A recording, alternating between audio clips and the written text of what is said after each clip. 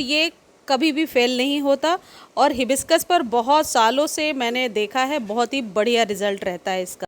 गुड़हल के पौधे पर कलियां छोटी छोटी आ रही हैं और कली बहुत सारी बनती है लेकिन खिलती नहीं है, या फिर पौधा हरा भरा है लेकिन एक भी कली नहीं खिल रही है। तो आज की वीडियो में कुल मिलाकर 4-5 मैं ऐसे रेमेडीज़ बताने वाली हूँ जो ईजिली आप अपने घर में कर सकते हैं, लेकिन वीडियो को ध्यान से देखिए ताकि पता चले किस रेमेडी को कब यूज़ करना है। सबसे पहली चीज़ ये है कि गुड़हल पर अभी फ्लावरिंग का टाइम है। मार्च से लेकर के नवंबर तक गुड़हल के खासकर देसी पौधे में लगातार फ्लावरिंग होती रहती है और इस दौरान कई बार ऐसा भी होता है कि पत्तियां बहुत सारी पीली पड़ जाती हैं गर्मी की वजह से। वो कोई घबराने वाली बात नहीं है। पत्तियां पीली हो रही हैं तो उसे मैनुअली हटा दीजिए। बस इस बात का ध्यान रखिए कि न्यू ग्रोथ होनी चाहिए। अब आपको क्या करना है, जो बेसिक रिक्वायरमेंट्स हैं कि गुड़हल को पूरे दिन के सनलाइट में रखना है और पानी डेली देना है। बरसात में ओपन में रखना है यदि आपके यहाँ बारिश हो रही है। चलिए अब खाद की बात करते हैं। ये जो खाद है ये खरीद के भी इस्तेमाल कर सकते हैं, घर में बना कर के भी इस्तेमाल कर सकते हैं। घर में किस तरीके से तैयार करना है इसका डिटेल वीडियो मैंने ऑलरेडी 2-3 दिन पहले शेयर किया था, तो लिंक डिस्क्रिप्शन में है। यदि आप यूट्यूब पे देख रहे हैं, फेसबुक पर देख रहे हैं तो कमेंट सेक्शन में है, या फिर आप लिंक मांग भी सकते हैं। ये है मस्टर्ड केक का फर्टिलाइज़र। ये अभी आप अपने हिबिस्कस पे यूज़ कीजिए, बहुत ही बढ़िया रिजल्ट है। और बिल्कुल भी इस बात से ना घबराएं कि गर्मी में इस्तेमाल नहीं कर सकते हैं। बहुत सालों से मैं इस्तेमाल कर रही हूँ, लेकिन बस एक ही चीज़ ध्यान देने वाली बात है कि क्वांटिटी बहुत कम होनी चाहिए। यदि 8 से 12 इंच का कंटेनर है तो you can take only 1 spoon, जो ये इतना मैं दिखा रही हूँ, बस इतना ही लेना है और 1 लीटर पानी में रात भर भिगो कर रखना है। ये दूसरी इम्पॉर्टेंट चीज़ है, रात भर क्यों भिगोना है, ताकि ये अच्छे से फर्मेंट हो जाए। फर्मेंटेशन बहुत ज़रूरी है। कच्चा जब इसे आप डाल देते हैं तो कोई रिज़ल्ट मिट्टी में ये बहुत जल्दी आप कह सकते हैं प्रोसेस नहीं करता, जितना आप इसे ऐसे लिक्विड फॉर्म में बनाकर देते हैं। तो मैंने 1.5 लीटर पानी लिया है और 1 चम्मच भर के डाल दिया, यानी छोटा चम्मच था तो 2 चम्मच डाल दिया। इसको आप फर्मेंट होने दीजिए। नेक्स्ट डे क्या करना है, अच्छे से यदि आपको लगता है कि पानी की और ज़्यादा मिलाने की ज़रूरत है तो इसमें 1 लीटर पानी और मिलाइए और अपने गुड़हल के पौधे पर दे दीजिए। 15 दिनों पे रिपीट कीजिए।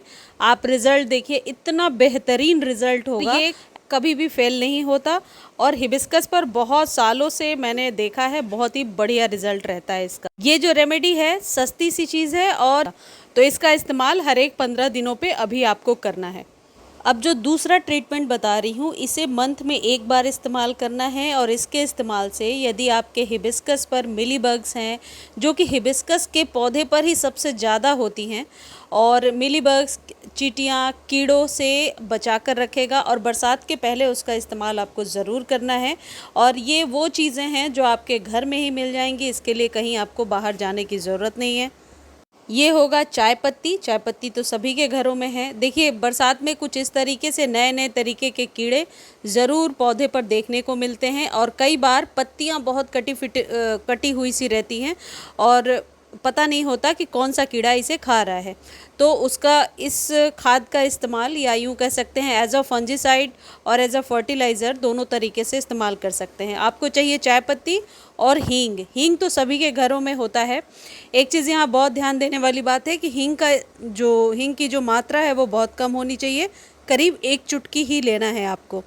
1 चम्मच के करीब आपको लेना है चाय पत्ती। आप यूज़ टी लीफ भी ले सकते हैं और फ्रेश टी लीफ भी ले सकते हैं। ये जो हींग है ये 1 चुटकी ही लेना है, इससे ज़्यादा नहीं लेना है। हींग एक ऐसी चीज़ होती है कि इसके स्मेल से कई प्रकार के कीड़े मकोड़े दूर भागते हैं। इसका इस्तेमाल गार्डन में ज़रूर करना चाहिए मंथ में 1 बार, और ख़ासकर हिबिस्कस के पौधे में। हींग के और भी बहुत सारे फ़ायदे हैं और जब आप चाय पत्ती में इसे मिला करके देते हैं तो इससे आपके पौधे पर जितने भी प्रकार के कीड़े मकोड़े हैं वो नेचुरली भाग जाते हैं। ये जो हींग और चाय पत्ती का मिक्सचर है ये मंथ में 1 बार ही आपको इस्तेमाल करना है। इसे नॉर्मली दोनों को घोल करके 4-5 घंटे छोड़ दीजिए और फिर आप चाहे तो छान करके पौधे पर स्प्रे कर दीजिए या फिर डायरेक्टली सॉइल में दे दीजिए। ये जो चीज़ है ये बहुत आसानी से आपके किचन में ही मिल जाएगा। अक्सर हम लोग आजकल चींटियों को भगाने के लिए इसका इस्तेमाल करते हैं, लेकिन गार्डनिंग में किस तरीके से इस्तेमाल करना है ये मैं आपको बता रही हूँ। यह है लक्ष्मण रेखा। लक्ष्मण रेखा यदि आप गमले पर इस तरीके से लाइन खींच देते हैं तो चींटियाँ जो हैं इससे कभी भी आपके गमले पर नहीं जाएंगी। यदि चींटियाँ नहीं जाएंगी तो फिर ना मिलीबग्स लगेगा ना कोई कीड़े मकोड़े। ये जो लक्ष्मण रेखा होता है ये बहुत ही पॉइजनस है, तो बहुत ध्यान से यदि आप यूज़ कर रहे हैं तो हैंड वॉश कीजिए। घर में पेट्स वगैरह हैं तो देखिए इसे चाटे ना या फिर दूर रखिए। लक्ष्मण रेखा बहुत आसानी से ये आपको मिल जाएगा किसी भी ग्रॉसरी के शॉप पर या किसी भी मेडिकल के शॉप पे भी शायद मिल जाता। आप इसका चूरा बना करके भी गमले में छिड़क सकते हैं और इसका इस्तेमाल तब करना है जब आपके गमले पर चींटियाँ बिल्कुल जा ही नहीं रही हैं और मिलीबग्स भी नहीं जा रहे हैं। तो जब आप इसको छिड़कते हैं और चींटियाँ नहीं जाती, क्योंकि आपको पता होगा कि जो चींटियाँ होती हैं उन्हीं की वजह से मिलीबग्स फैलता है।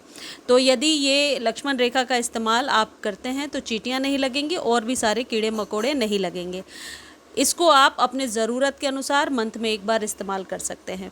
मुझे उम्मीद है ये वीडियो आपके लिए बहुत ही यूज़फुल रही होगी। वीडियो अच्छी लगती है तो प्लीज़ आप लोग चैनल को लाइक शेयर सब्सक्राइब कीजिए और इस वीडियो को आप फेसबुक पर जाकर के ज़रूर एक बार फॉलो कर लीजिए। लिंक डिस्क्रिप्शन में दिया हुआ है। किसी भी प्रकार के खाद को खरीदने का लिंक डिस्क्रिप्शन में दिया हुआ है, वहाँ से कॉपी कर सकते हैं।